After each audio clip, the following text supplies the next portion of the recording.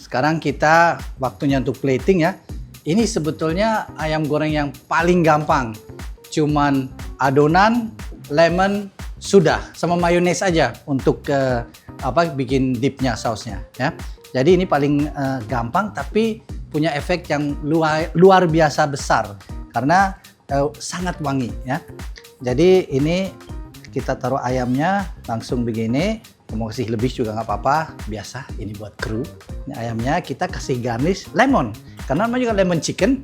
Jadi untuk orang yang senang makan lemon chicken, senangnya yang segar, yang sedikit asam-asam gimana gitu loh. Bagi garnishnya kita kasih lemon saja, supaya bisa press lemon yang fresh ke atas ayamnya.